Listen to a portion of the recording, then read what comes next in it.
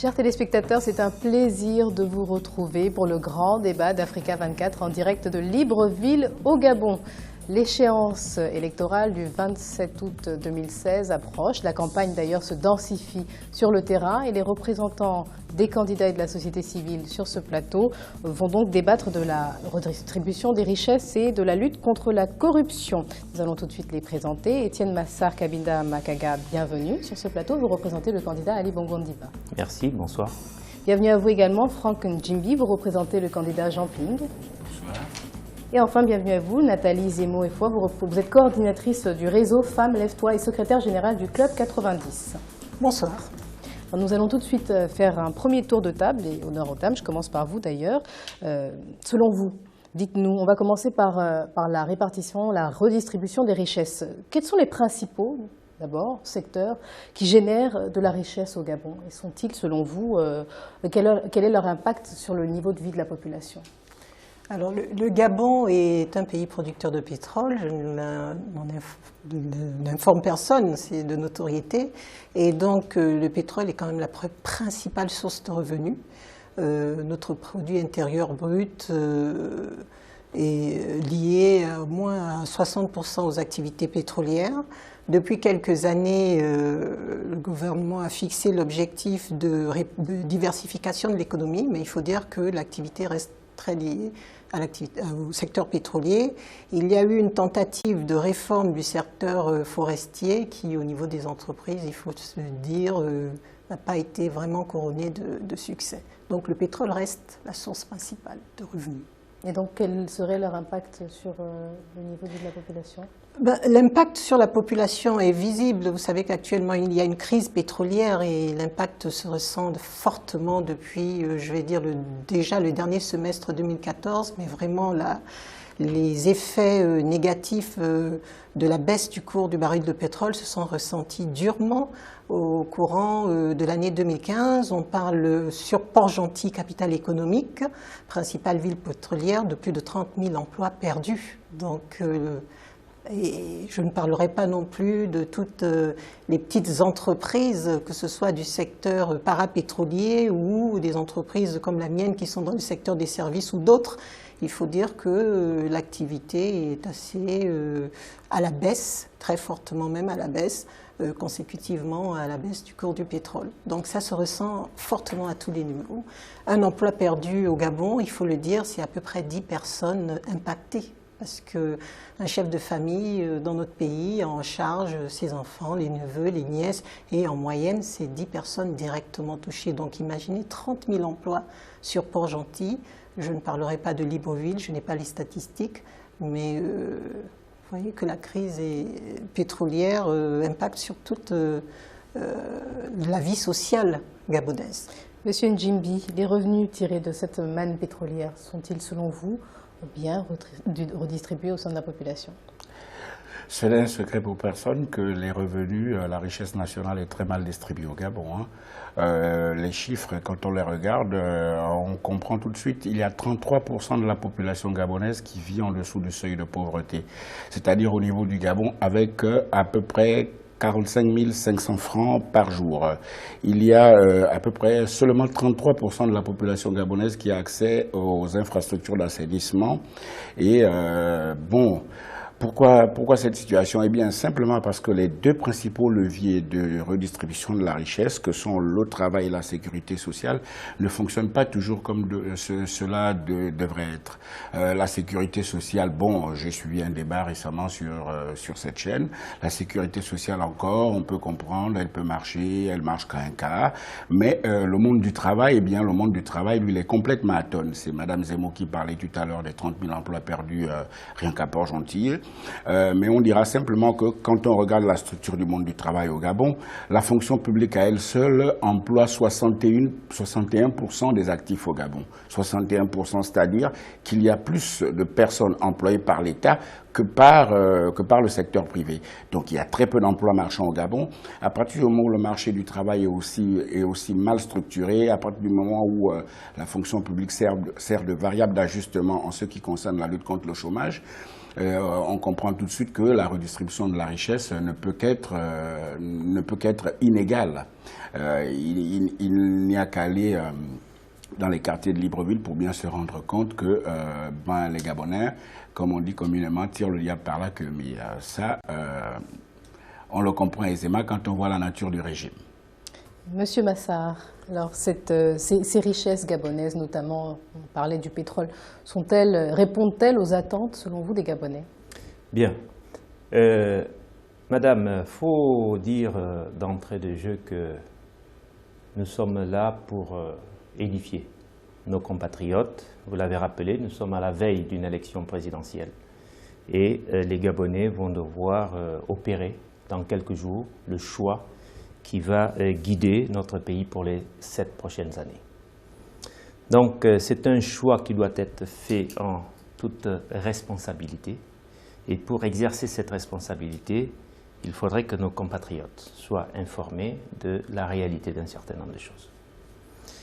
Je suis d'accord avec Mme Zemmour et M. Ndimbi pour dire que l'économie gabonaise a longtemps été basée sur l'industrie extractive, pétrole, mines et de façon un peu plus modérée le bois, quand bien même le bois étant le premier employeur dans le secteur privé.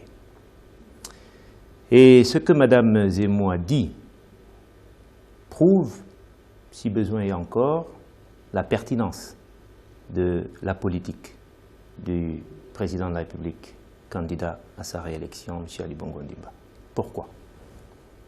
Parce qu'on voit comment une économie, je dirais, basée sur des ressources extractives, donc, je dirais, liées à la variation des cours, liées des fois au volume des matières premières sur le marché mondial, peut impacter durement des pays. On a vu l'impact de la baisse du prix du pétrole sur un pays comme le Venezuela. C'est catastrophique. Et c'est la raison pour laquelle le chef de l'État, dès 2009, a fait le pari de parer la diversification de notre économie. Et à tel point qu'aujourd'hui, madame, si vous regardez vos chiffres, le secteur hors pétrole est en train de prendre le dessus sur le secteur pétrolier. Donc vous parlez de pari réussi selon vous? Le pari est en train d'être réussi. Il faut savoir que pendant de très longues années, et M. Ndimbi, lorsque vous dites que la fonction publique aujourd'hui est le grand employeur des Gabonais, mais c'est parce que c'était le système de redistribution qui avait été basé sur, je dirais, cette réalité, que les revenus provenaient du pétrole, une industrie qui emploie un certain nombre de personnalités, mais qui n'absorbait pas la totalité du monde du travail. C'est la raison pour laquelle, aujourd'hui, la diversification de l'économie est, je dirais, une exigence. Il n'y a point besoin d'être grand économiste pour le savoir. Et le président de la République a fait dès 2009 de la question de la redistribution juste et équitable des richesses naturelles, et nous allons le justifier, je dirais, son cheval de bataille. Cheval de bataille, aujourd'hui, qui lui vaut, je dirais, toutes les inimitiés auxquelles on assiste dans notre pays. Nous aurons l'occasion de préciser tout cela, mais avant, nous allons regarder le reportage de notre correspondant au Gabon, Douglas Ntoutoum. Nous reviendrons sur ce plateau pour poursuivre le débat. En 2013, la richesse nationale du Gabon s'élevait à 12 000 milliards de francs CFA selon les économistes. Les secteurs des mines et du pétrole sont ceux qui génèrent la plus grande part de richesse dans l'économie du pays, avec plus de 46% du PIB, 44% de contribution pour le pétrole et 2% pour les mines. Au Gabon, les richesses sont inégalement réparties et la corruption est une réalité. Pour lutter efficacement contre ce phénomène, le pays a mis en place un certain nombre de structures publiques, de même que de nombreuses ONG de lutte contre la corruption et le blanchiment des capitaux ont vu le jour. Je l'ai créé, c'était par rapport à l'épaisseur de la corruption dans mon pays cette corruption qui gangrène tous les secteurs de l'activité privée comme publique et qui est un véritable frein au développement puisque les ressources de l'État sont détournées par une coterie mafieuse qui pille mon État depuis plus d'une cinquantaine d'années et qui empêche le développement tout azimut des autres pays, au point que certains autres pays de la sous-région, qui sont moins nantis que le Gabon, se retrouvent aujourd'hui aux avant-postes et que le mien continue à reculer dans les décombres, si vous voulez, de la pauvreté. Selon la Banque mondiale, 400 à 500 milliards de francs CFA disparaissent des finances publiques chaque année au Gabon. Malgré les efforts du gouvernement, la tendance ne baisse pas. Face à l'ampleur du phénomène, les organisations de la société civile se sont engagées à accompagner l'État dans la lutte contre la corruption. C'est le cas de Brain Forest qui dénonce des pratiques peu orthodoxes de certains cadres et agents des administrations publiques et privées. En termes économiques, les indicateurs sont suffisamment éloquents, mais qui malheureusement croupit dans la misère. Et nous nous sommes dit, la réponse à cette situation qui ressemble à la malédiction des matières premières, c'est au niveau de la gestion des ressources naturelles. Et dans cette gestion, il y a une très mauvaise répartition. Et cette mauvaise répartition trouve sa source dans la corruption. Dans la corruption parce que l'essentiel des revenus issus des industries extractives passe entre les mains d'une petite oligarchie, d'un petit groupe d'individus, de familles, qui trônent sur le Gabon depuis 50 ans et qui refusent de partager. Selon Transparency International, le Gabon occupe le 94e rang des pays les plus corrompus au monde. Pour renverser cette tendance, la Commission nationale de lutte contre l'enrichissement illicite s'est engagée à faire l'investigation de proximité pour faire avancer plus vite les dossiers à traiter. Nous sommes autour de 110 dossiers que nous traitons. Et autour de ces 110 dossiers, nous avons rejeté au moins 14-15 dossiers pour manque de preuves. Et les autres dossiers, nous continuons. Actuellement, nous sommes à presque 4 dossiers que nous avons à la clôture, qui sont prêts à, si l'on peut le dire, à être transmis au parquet de la République. En termes de stratégie de lutte contre la corruption, le Gabon met progressivement en place des mécanismes fiables pour la sécurisation des recettes budgétaires. De façon concrète, il s'agit de la budgétisation par objectif de programme. Elle va permettre de responsabiliser davantage les gestionnaires de crédit. L'ensemble de l'espace CEAC perd chaque année 55 milliards de dollars US en flux financiers illicites, soit une perte de 40% de ses ressources à cause de la corruption. Et sachez, chers téléspectateurs, que vous pouvez réagir à ce débat à travers l'adresse Facebook Africa24 TV, l'adresse Twitter #A24PR Gabon, le numéro WhatsApp 00241 07 74 84 27 et l'adresse email gabon2016@africa24tv.com. Nous lirons bien sûr vos réactions à l'antenne. Monsieur Djimbi, juste avant ce reportage, Monsieur Massar évoquait une politique de diversification de l'économie gabonaise dont le pari serait presque tenu à l'heure où nous parlons, c'est-à-dire en 2016. Nous avons parfois l'impression de ne pas vivre dans le même monde que nos amis d'en face. Pour la simple et bonne raison qu'ils parlent de diversification de l'économie qui n'existe sans doute que dans leur esprit. En 10 ans, le nombre de fonctionnaires a cru 3,5 fois plus vite que le nombre d'employés du secteur privé. C'est-à-dire qu'en 2010 et 2014, la fonction publique a créé plus d'emplois que le secteur privé. Donc il y a moins d'emplois marchands. Il n'y a pas d'emploi marchand. S'il y avait diversification de l'économie au Gabon, eh bien ce sont les emplois marchands qui auraient été créés. Or, ce sont des emplois de fonctionnaires qui sont créés. On est donc dans une situation où aujourd'hui on a 109 000 fonctionnaires pour 70 000 employés du secteur privé. Où sont donc ces emplois qui ont été créés à la faveur d'une hypothétique diversification de l'économie dont on nous rabâche les oreilles à longueur de journée? Non, M. Massar. Monsieur Massar, vous êtes un homme sérieux. Gouverner, c'est prévoir, M. Massar. Donc l'excuse de la chute des cours du baril du pétrole ne sert pas, M. Massar. C'est une excuse éculée. Elle a trop servi. Il faut passer à autre chose. Gouverner, c'est prévoir. Les fonds souverains, justement, existent pour ça. Les fonds souverains, c'est pour prévenir la détérioration des termes de l'échange. On enseigne ça à tous nos enfants, M. Massar. La diversification de l'économie, non, il n'y en a pas.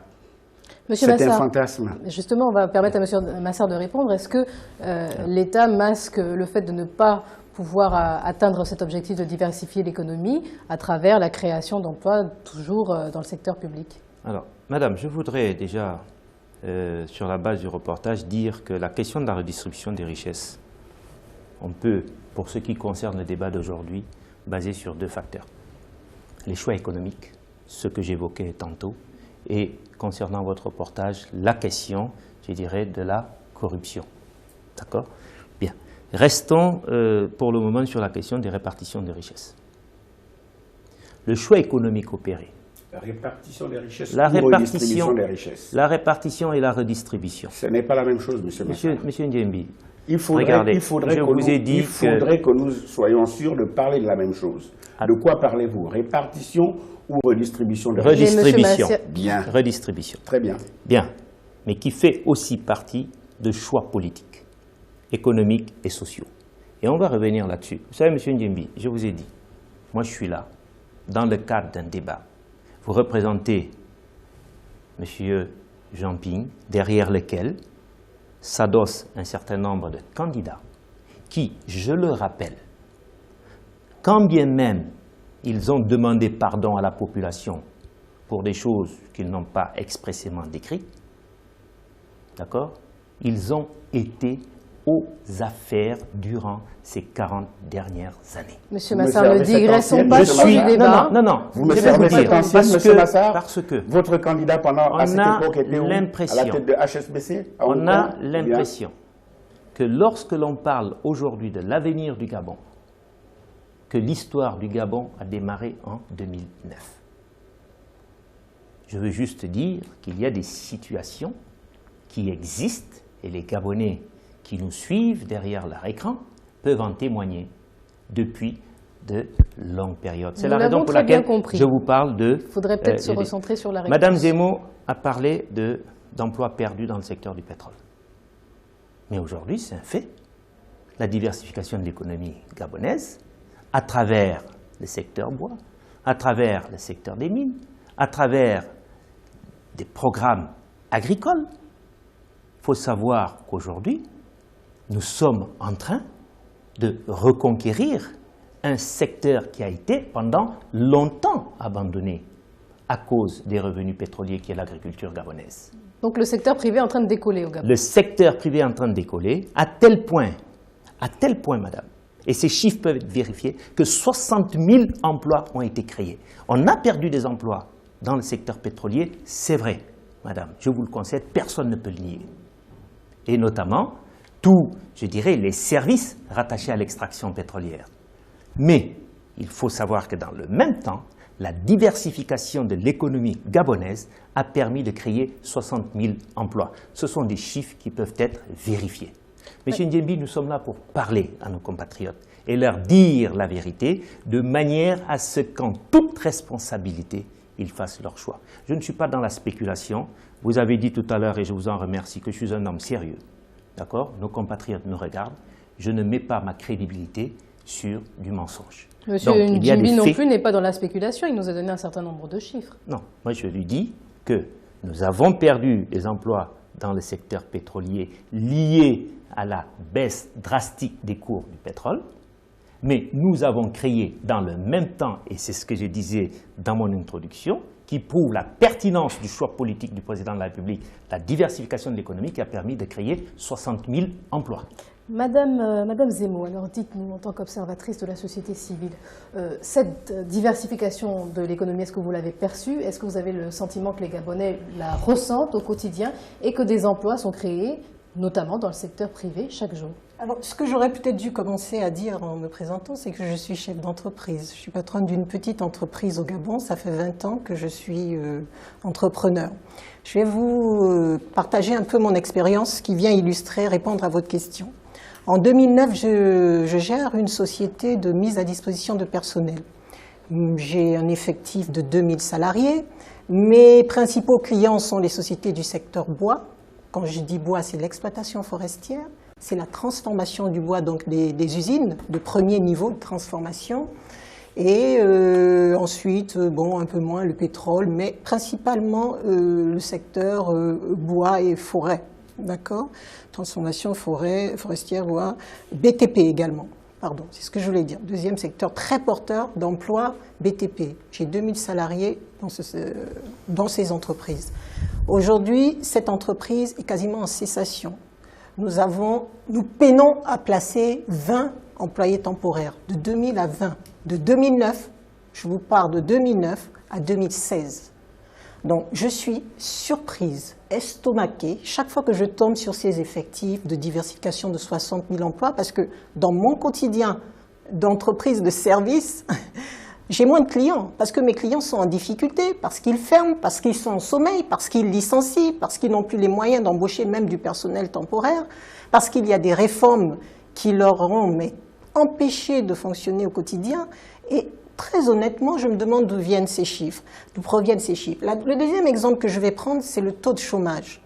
Dans les années, au début des années années 90, 95, 1995 par là, le taux de chômage est environ 18%. Dans les années 2000, le taux de chômage a évolué à 20%. Aujourd'hui, le chômage des jeunes est de 35%. S'il y a diversification de l'économie, pourquoi ces nouveaux secteurs ou ces nouvelles filières porteurs ne règlent pas la question de l'emploi? Parce que quand on parle de répartition... lié à la démographie, par exemple? Non, la population gabonaise, bon, elle reste si statique. Non, non, il n'y a pas d'explosion démographique au Gabon, on aimerait bien, mais non. Donc, il faut qu'on nous explique. Moi, je regarde ces faits-là et j'ai du mal à croire à cette thèse selon laquelle il y aurait diversification. En tout cas, à mon niveau, dans mon quotidien d'entrepreneur, je ne la vis pas, cette diversification. Je la lis dans les projets, dans les programmes de société, dans certains rapports, mais je n'en vois pas les effets au quotidien. Madame Zemo semble dire, Monsieur Massar, qu'il y a une distance entre la théorie et la pratique, entre ce qu'on dit et ce qui est perçu en réalité par les entrepreneurs. Les réformes qui ont été mises en place pour faciliter l'entrepreneuriat au Gabon, est-ce que vous avez l'impression qu'elles ont porté, hormis le fait qu'il y ait 60 000 emplois créés, selon vous, est-ce que vous avez l'impression que ça a eu un impact particulier? Bien. Madame, le cas de Madame Zemo, c'est vrai, il y a des entreprises qui sont en difficulté, il y a des entreprises qui ont même fermé, pendant que d'autres ont ouvert leurs portes. Donc ça, c'est une réalité. Aujourd'hui, lorsqu'on parle de diversification de l'économie, de quoi parle-t-on? Il y a aujourd'hui un secteur qui est en train de revivre, qui est en train d'exploser, c'est le domaine de l'agriculture. Avec le projet Graines. Au-delà du projet Graines,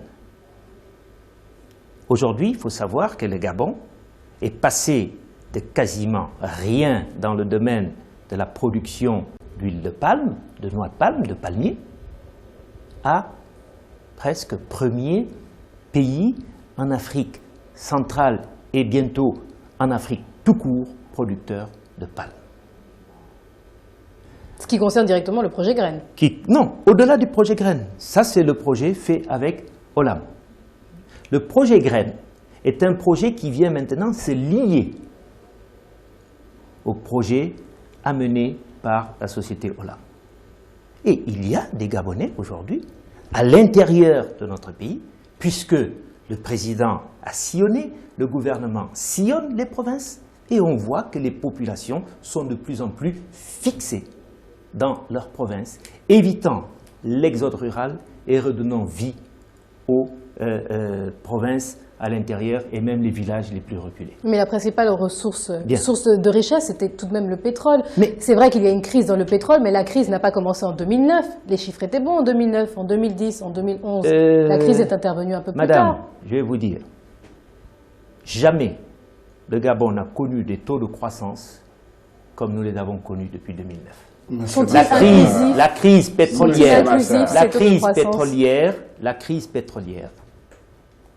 pétrolière est venue freiner. La crise pétrolière a surpris plus d'un spécialiste. Exactement est comme venu, l'embellie vous avez permis d'engranger des ressources qui vous permettent aujourd'hui de vanter un taux de croissance artificielle. Monsieur Massar, Monsieur Massar, la chance du Gabon, c'est d'avoir opéré la diversification. Et c'est cette diversification qui nous a permis de mieux tenir que nos voisins producteurs. Oui, mais ce que M. Ndjibi est en train de dire, c'est pourquoi, effectivement, les revenus tirés de ce taux de ce baril de pétrole qui dépassait les $100 à l'époque n'ont pas été utilisés pour permettre aux Gabonais de vivre mieux. C'est la raison pour laquelle j'étais en train de vous dire. Il y a la question des choix économiques. Donc, avant, on avait une économie essentiellement basée sur l'industrie extractive. M. Ndjibi, c'est aujourd'hui que le Gabon, qui exportait son manganèse, commence à le transformer sur place. Aujourd'hui, nous transformons le manganèse brut qui était envoyé en ferromanganèse et en silicomanganèse. C'est une réalité que personne ne peut nier. À tel point même que le Gabon, aujourd'hui, a créé une école des mines à Monda pour former davantage de personnel qualifié pour procéder davantage à cette transformation. Merci M. Massa. Nous allons, chers téléspectateurs, marquer une courte pause. Je vous en prie, M. Djibi. Nous allons marquer une courte pause. Nous nous retrouvons juste après pour poursuivre ce débat et prendre bien sûr la réaction de M. Ndjibi.